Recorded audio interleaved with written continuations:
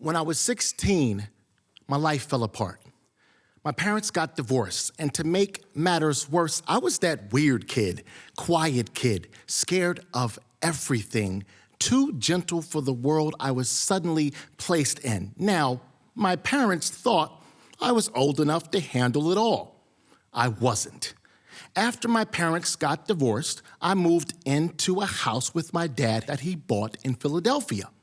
A new city, a new school, and a neighborhood that didn't hide its dangers. It sat on your front porch like it paid the rent. I'll never forget the address, 169 Seymour Street. No heat, no insulation, plastic on the windows, and a kerosene heater that made the entire house smell like a gas station. My dad worked 2 jobs. He left before I opened my eyes and came home long after I closed them. So, at 16 in a 3-story house, I realized I had to raise myself. And outside was war.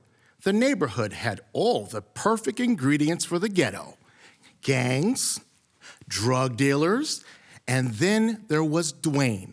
Dwayne was a 26-year-old man who bullied teenagers like it was his full-time job. Every weekend, I avoided Dwayne like he was a devil coming after my soul. But school was a different kind of torture. Freshman year at Germantown High School, everything I wore came from the thrift store. I even had reversible pants and a reversible jacket. Wednesdays, I was gray. Thursdays, I was black. Mondays and Tuesdays, I skipped school in those days. I didn't have enough clothes to fill in those days. And Friday was my one good shirt day. The one day I felt like I could be normal and I could fit in until a kid pointed at me in the hall and said, "Yo, that's my old shirt. My mom donated that to the thrift store." From that point on, every Friday became a rerun of humiliation. By the end of the week, walking home, I felt alone. Then I heard behind me, "Yo, get him!" I took a quick glance. 10 feet, 10 people coming towards me, 10 kids looking to jump me like it was after-school sports. My first instinct, and my greatest talent at that time, was to run. I was fast. I ran like survival was the only thing I had ever learned, through alleyways, over fences, across train tracks, until finally I lost them. I stopped in the middle of an alley to catch my breath with the weight of the world on my chest. And that's what I saw him, a tiny alley cat with the smallest tail I'd ever seen. He looked at me like he knew me. I whispered to him, "Hey, little guy. Hey, little kitty, kitty, kitty. What you doing out here by yourself?" And I pet him, and he purred and showed me some love.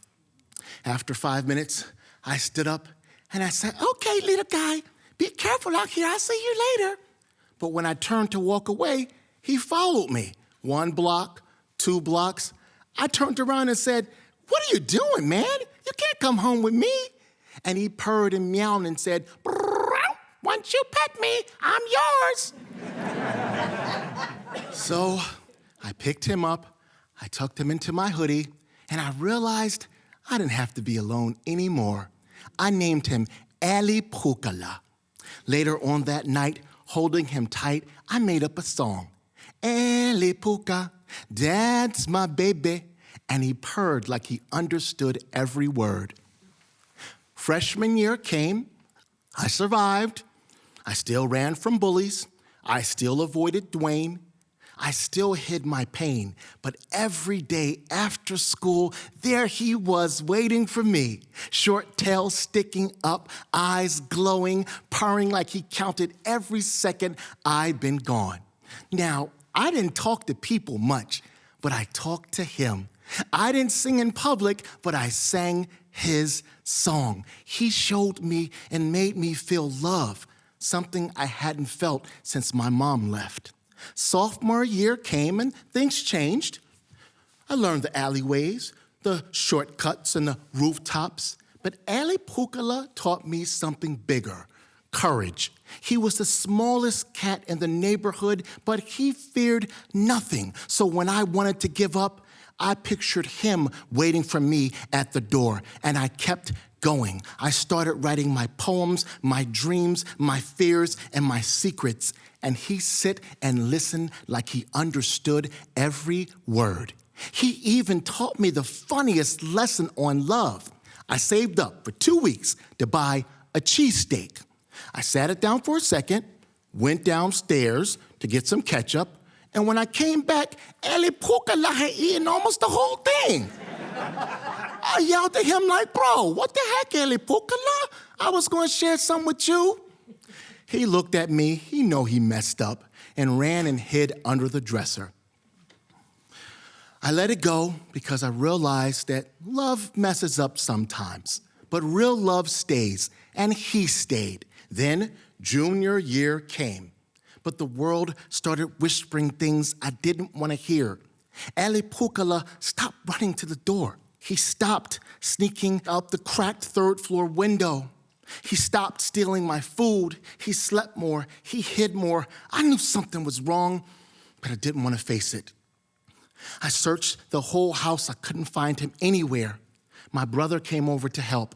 He found him, dead in the closet. My cat had gone away to die alone because he didn't want to upset me.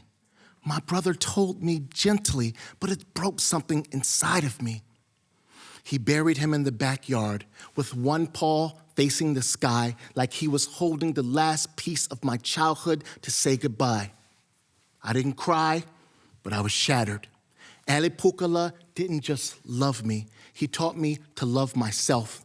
He taught me to be strong. He taught me it was okay to be weird and be different. He taught me that the weird ones, the quiet ones, the gentle ones, the kids who are getting bullied one day will grow to something beautiful once we learn to stand up and love ourselves. And that's why God put Ali Pukala in my life. And that's why he left. And that's why I'm here telling you his story. Ali Pukala, I love you, man.